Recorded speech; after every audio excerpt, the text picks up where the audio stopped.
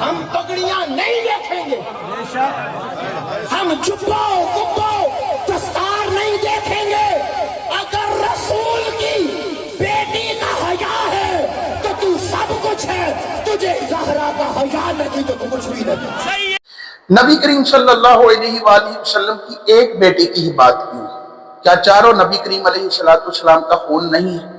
اگر اس کو آپ بغض سیدہ پاک کا نام دیتے ہیں تو یہ بہت بڑی زیادتی ہے، یہ طریقہ کار ہی غلط ہے۔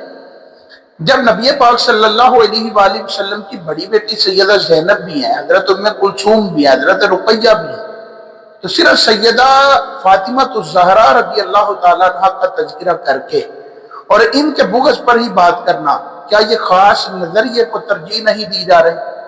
اگر سیدہ پاک کے گستاخ کے ساتھ آپ کا تعلق نہیں ہے تو مجھے بتائیں کہ باقی 3 بیٹیاں جن کا انکار کر دیا جاتا ہے، جن کا نسب ہی نبی پاک صلی اللہ علیہ وسلم کے ساتھ نہیں ملایا جاتا، پھر ان کے بارے میں آپ کا کیا خیال ہے؟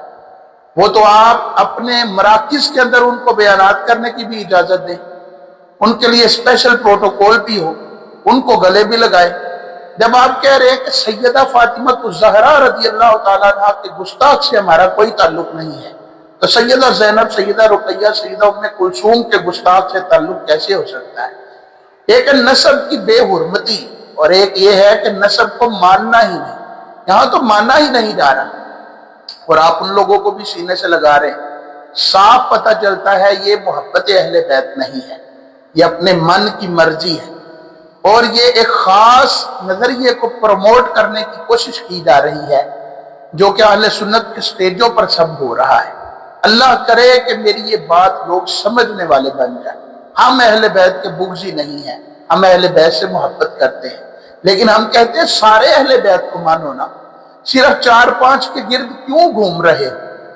یہ تو خاص فرقے نے اپنا محور بنا لیا ان 4-5 کو، ورنہ حقیقتاً تو اہل بیت کے افراد میں اولین تو نبی پاک علیہ السلام کی بیویاں آتی ہیں، اور باقی سارے جو ہیں وہ اعزازی طور پر شامل ہیں، تو ان کی تو سارے بات کرے اور ان کو معاذ اللہ نکال کے باہر رکھے، یہ اہل بیت کی محبت نہیں ہے۔ اگر سیدہ پاک کے گستاخ سے کوئی تعلق نہیں ہے تو یہ بھی ببانگ دوہل اعلان کریں کہ نبی پاک علیہ السلام کی جو 3 بیٹیوں کے انکار کرے ان کے ساتھ بھی آپ کا کوئی تعلق نہیں ہے۔